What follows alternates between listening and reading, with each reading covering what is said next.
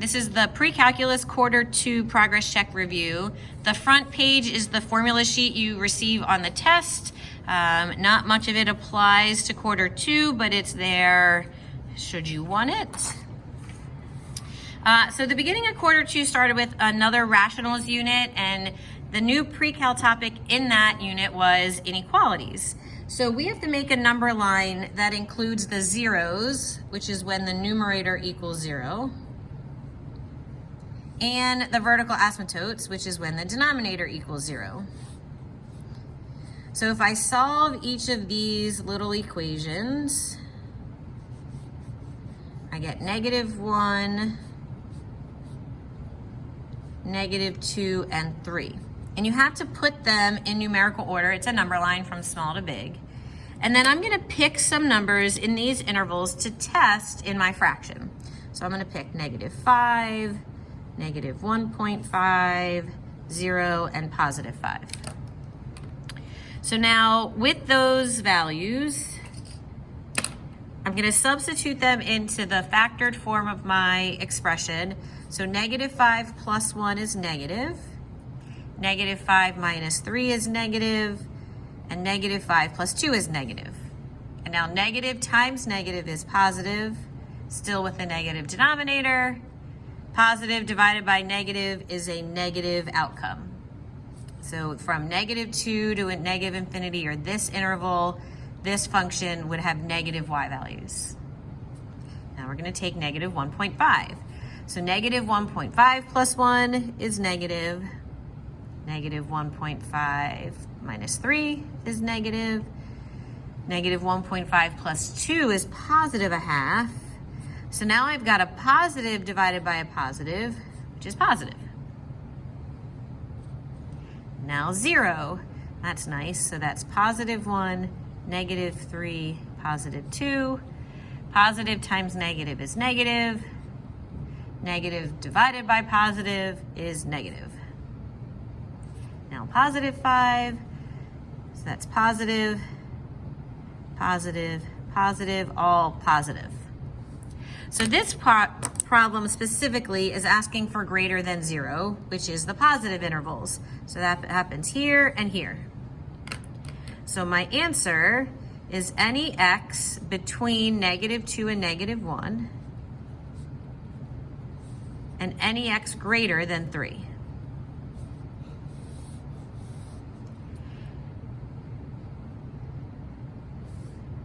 We're going to do the same thing for number 2. I have to factor my numerator first so that it's in a form where I can find the roots and the vertical asymptotes. So what multiplies to 3 that adds to 4 is +1 and +3. So if I solve all of these factors, I'm going to get -3 is the smallest, -1, and then +1. And you don't have to do that in your head. You can write little algebra equations for yourself. Solve for x, and keep going. All right, now I need numbers to test.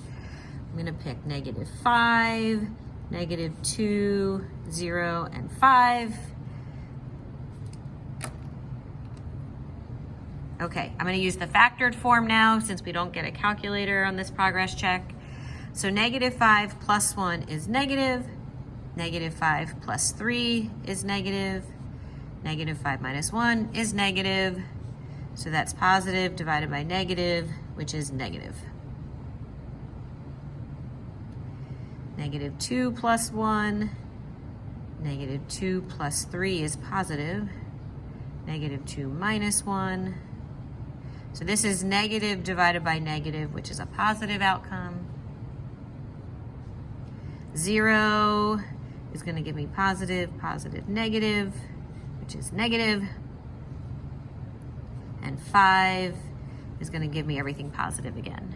But now this problem wants everything less than 0. When is the expression less than 0? So that's every negative, which is here and here.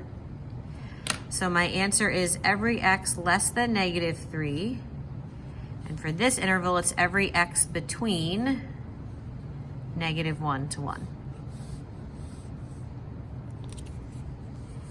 Okay, so then after the rationals unit, we had a logarithm unit, and that includes exponentials and logs. So to write the inverse functions, I'm going to go back to my Algebra 2 process where I build the original f of x, so that's x, then it became 3 to the x, then it became 3 to the x minus 4. And then the inverse is undoing that backwards. So to undo subtract 4, I'm going to add 4 to x. You always start with x. And then to undo an exponential, I'm going to do a log of that base of the step before. So f inverse of x is log base 3 of x plus 4. You need these parentheses. Okay, so number 4, start with x, then we added 5, then we took the ln of that. So now the inverse, to undo ln is an exponential of base e with just the value before. And then to undo plus 5, I'm going to subtract 5. So g inverse is e to the x minus 5.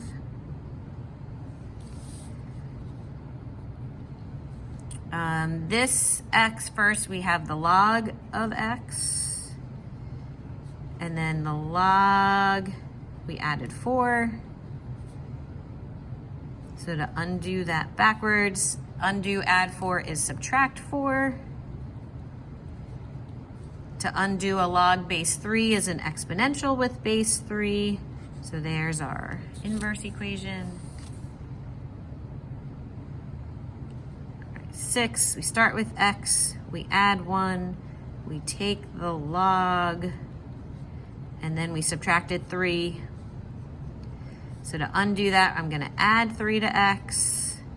To undo a log base 4, I'm going to do an exponential of base 4. And to undo add 1, I'm subtracting 1. Started with x, and then it's e to the x, and then added 10. So to undo this expression backwards, I subtract 10. And then the inverse of, or the undo e to the x is ln.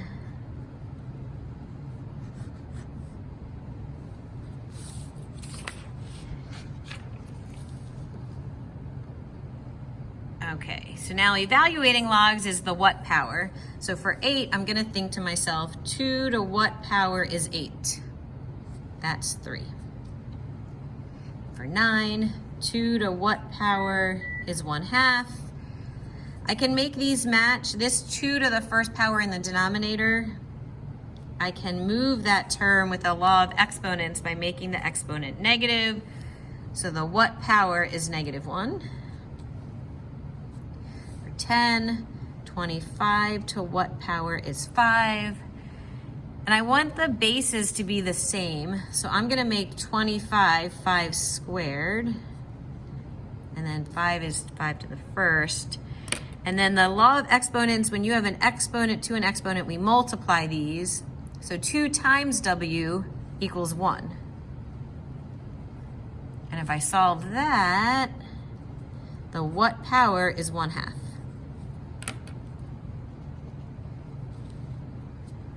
So the same thing for 11, 7 to what power is 1/49. So that's 7 to what power is 1/7 squared. And to move this from the denominator, we make the exponent negative and we get -2. So then this year we also had properties of logarithms. So when the argument is multiplied, like the numerator here, I can separate that expression with addition. And when we have a denominator, that's subtracting a log. And then there's one more step where this 3 can become the coefficient. No, oh, that's wrong. That's B. So B matches. Along with these properties, we did change of base. So this says use the change of base to write only as ln's. So it's ln of the argument divided by ln of the base. So the argument is the x, the base of the log was 3. So for 14, that's ln of x over ln of 2. But now 15, we want to change to a log base 10. So here I have log base 4 of x. So to change that to a base 10, I'm going to make it log base 10 of the argument over log base 10 of the base. And when it's log base 10, we don't write the 10. That's the most common logarithm. So then 16 is log of x over log of 5.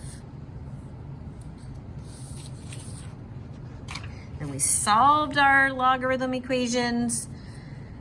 So 17, I'm going to convert to an exponential. So that's 3 squared equals 5x minus 11, which is 9. Add the 11 to the left. Divide by 5. And before I can circle my answer, I have to check. If I substitute 4 in for x, is the argument greater than 0? So 20 minus 11, yep, that works. So 18, we have to use one of those properties of logarithms before I can start solving. So since I have logs that are added and the logs have the same base, I can multiply the argument and then convert to exponential. So 3 squared equals 5 minus x times 5 plus x. So this is 9 equals, you're going to multiply these together. You can distribute, you can box method, whatever your preference is, but you're going to get 25 minus x squared. I'll subtract the 25 to the left. And then both sides are negative, so I'm going to make both positive. Square root, and I get plus or minus 4 is x. Because when you square root both sides to solve, you get plus or minus. Now I have to check both of them. And I wrote it separately. Like normally in Algebra 2, we wrote it like this. But I want them separate in case one of the solutions is extraneous. So when I do 5 minus 4, that's still positive, that works. And 5 plus 4, so that's a good answer, or that answer works. Negative 4, well 5 minus negative 4 is 9, so that's still positive. And 5 plus negative 4 is 1, so both of these answers are the solution. All right, 19, ln has a base of e. So I get e squared equals x plus 4. We don't have a calculator. The only thing I can do is move the 4 to the left. And there's our answer, e squared minus 4. For 20, we can convert this to an exponential. So 7 squared equals 3x minus 1. I'm going to add 1 to the left, divide by 3. So if I substitute 50 divided by 3 in for x, 3 times 50 over 3, these 3's divide to 1 and you're left with 50. So 50 minus 1 is definitely positive. So this is our solution. Oh, this is another property of logs. When I have 2 logs that are added and they're the same base, I can multiply the arguments. Now I can convert to exponential. 5 to the first equals x times x minus 4. Distribute the x. I'm going to have to factor because of this quadratic expression, so I'm going to move the 5 to the left because I like my x squared to be positive when I factor. So what multiplies to negative 5 that adds to negative 4 is going to be negative 5 and positive 1. Set each factor equal to 0. And I get 5 and negative 1 as solutions, but I have to check them. So 5 for x works there. 5 minus 4, this one works. They're both positive. When I put negative 1 in for x, I already get an argument that's less than 0, so negative 1 is an extraneous solution. Another property of logs, we have subtraction. Oh, and over here, I'm gonna put this coefficient back up to be an exponent. So I get x plus 5 over x minus 1 and log base 2 of 2 squared.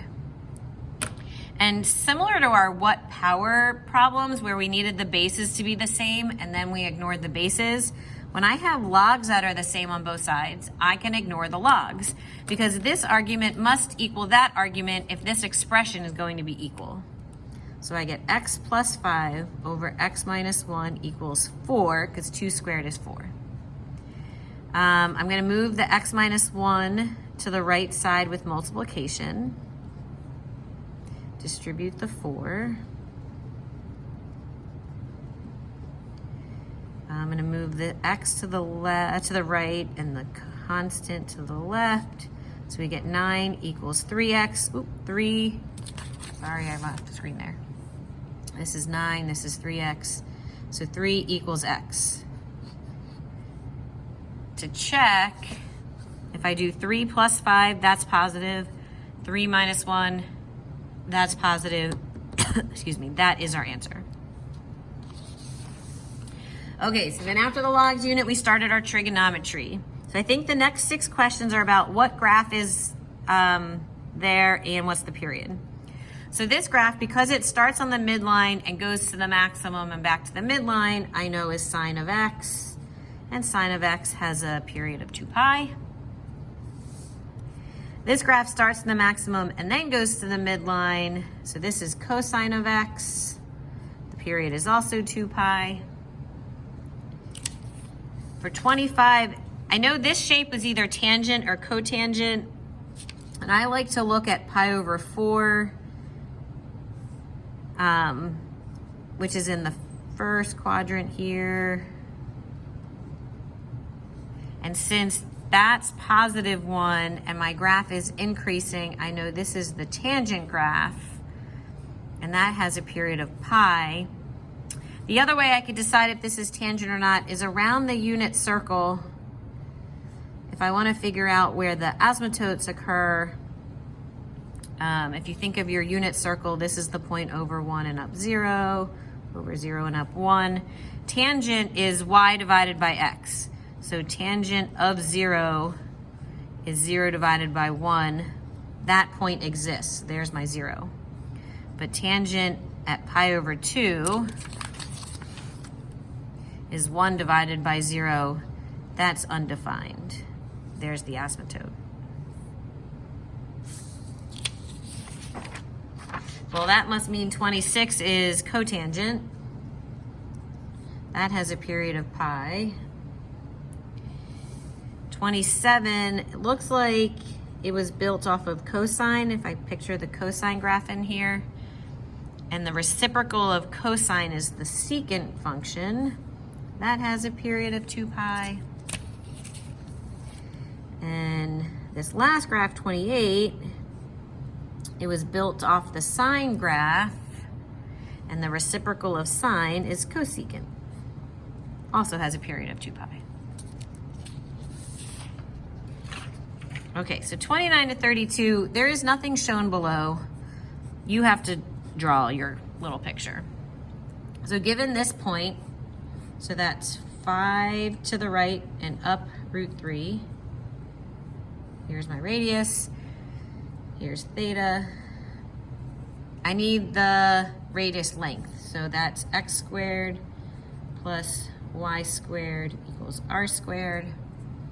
So that's 25 plus 3, which is 28. So the radius is the square root of 28. So sine is opposite over hypotenuse, or y over r.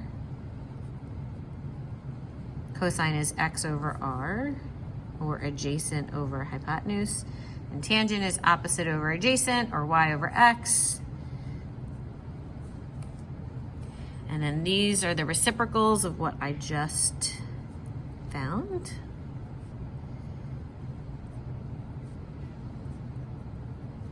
And they were all positive since this point is in the first quadrant. So for 30, we're gonna go left 4 and up 3. So left 4 and up 3. I know there's a Pythagorean triple, 3, 4, 5. You can do x squared, y squared plus x squared.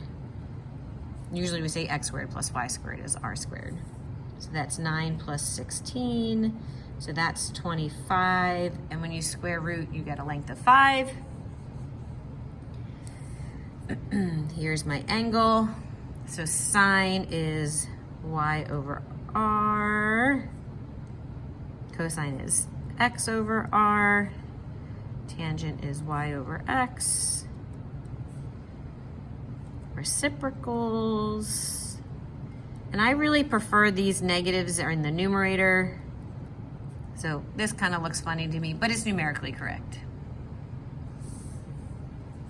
Okay, negative 5, negative 12 is negative 5, negative 12. It's also another Pythagorean triple. You can calculate it with x squared plus y squared equals r squared.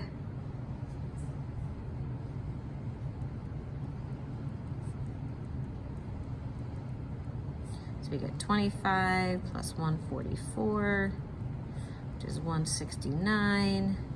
And the square root of that is 13. Here's your theta. So we got y over r, x over r. And now y divided by x, they're both negative. So I'm going to write that as positive because negative divided by negative is positive. Now I got my reciprocals.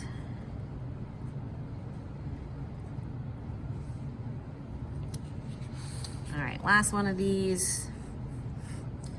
Over 2, down negative root 2. So x squared plus y squared is r squared. So that's the square root of 6. Here's my theta. So sine is y over r, x over r, y over x. Reciprocals.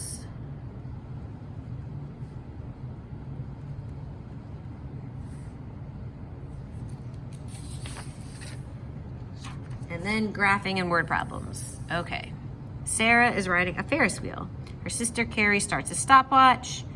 H is her height above the ground. Carrie notices Sarah is the highest point 80. When t is 3 seconds. When time is 7 seconds, she's at the lowest point of 20. Okay, so this is a space of 4. I'm gonna go 4 more to the right. 7 plus 4 is 11. And that's gonna get Sarah back to the top of the Ferris wheel. And there's our graph. Okay, so amplitude is the maximum minus the minimum divided by 2. That gives me 30. The midline is maximum plus minimum divided by 2. That's 50. My B value is 2 pi over the period. So the period is from 3 to 11. So 11 minus 3, or 4 plus 4 is 8 for the period. That reduces. And then I like to do a cosine graph for almost every word problem because I see where this maximum occurs at, and I know the C value, or that horizontal shift, for there. So h of t is 30 cosine pi over 4, parenthesis t, because they're telling me to use t, minus to the right 3, and then midline up 50. A spring is mounted. Okay, the weight releases from a maximum height of 100 at 0 seconds. Oh yes, it's on the y-axis. The minimum height is 20 And that happens 0.7 seconds later. So if this is 0.7 for half a period, I'm going to double that to get back to the top. So 0.7 and then add 0.7.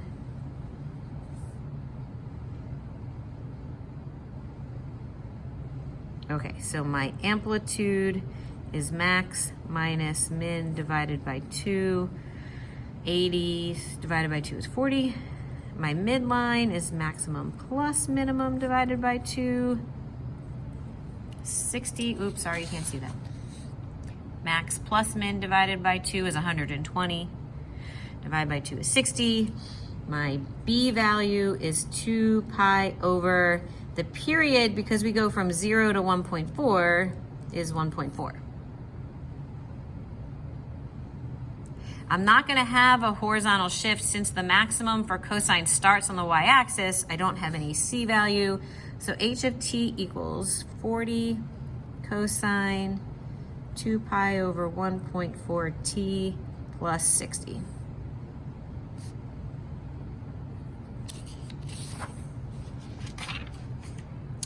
Mrs. Balfour wrote the following equation to model high temperatures W of each month. Okay, so we're going to undo what we just did, but for this given equation. Her amplitude, that's 60. The period is not pi over 6. I know that the new period equals 2 pi over b. So the new period is 2 pi divided by pi over 6. Dividing by a fraction is the same as multiplying by the reciprocal of the denominator. So this gets me 12 pi divided by pi. The pi's eliminate and the period is 12. Oh, that kind of makes sense. 12 months are in a year. Okay. The equation on the midline. Equation, because the midline is a horizontal line. So you can either write y equals 35, or since this problem is specifically a W, I'll be more specific and I say, okay, W is the middle at 35. Evaluate each expression. So here's our inverse expressions, the very last topic right before the progress check. So we're gonna kind of undo or go backwards with the unit circle values that we spent a ton of time on. So I like to draw my special pictures. I know every teacher and every student really picks their preferred method. If you do a table of values, you do a table of values. If you like the whole unit circle, you draw the unit circle. Since they're all inverses, I'm going to draw the restricted graphs for the restricted answers. So I know cosine inverse only goes from 0 to pi. And sine and tangent inverse go from 0 to pi over 2 or 0 to negative pi over 2. So really negative to positive pi over 2 for sine and tangent inverse. Okay, I think that's everything I need. So tangent inverse of 1. So first off, I like 1 as a fraction. And since tangent is opposite over adjacent, I'm gonna look at my little pictures over here and say, okay, where is the opposite and the adjacent 1? That's the angle of pi over 4. So this equals pi over 4. Since 1 is positive, that's a first quadrant answer, I'm done. So A is pi over 4. B, cosine inverse equals 3 over 1. So that's gonna be adjacent over hypotenuse. The adjacent will never be longer than the hypotenuse. This one is undefined. That was our choice here. It's not possible. All right, let's do sine inverse is negative root 3 over 2. So I'm gonna put the negative in the numerator. So this is opposite over hypotenuse. So where's opposite root 3? That's this angle of pi over 3. Oops, sorry. Here, this is opposite. So this answer is pi over 3, but sine inverse is negative down here in the fourth quadrant. So I'm going to say my answer is negative pi over 3, as I'm going clockwise pi over 3. Tangent is opposite over adjacent again. So I want to know what angle is opposite the -1 with an adjacent of √3. Oh, here we go. Opposite and adjacent. So that angle is pi over 6. But it's a negative ratio, which means the fourth quadrant for tangent, so negative pi over 6. Cosine is 1/2, so that is adjacent over hypotenuse. So what's next to 1 with a hypotenuse of 2? Oh, that's right here. Here's the 1 and the 2. So that's pi over 3. Positive 1/2 is a first quadrant, because since it's a positive ratio, so pi over 3 stays pi over 3. Sine of 1/2, that's opposite over hypotenuse. So opposite the 1 is pi over 6. Since the fraction is positive, that's the first quadrant, so I'm going to leave pi over 6 as positive. And last but not least, cosine inverse of negative √3 over 2, that's adjacent over hypotenuse. So next to the √3 is pi over 6. But cosine is negative in the second quadrant. So if I think of this as 6 over 6 for a common denominator of my angle, a little less gives me an angle of 5 pi over 6.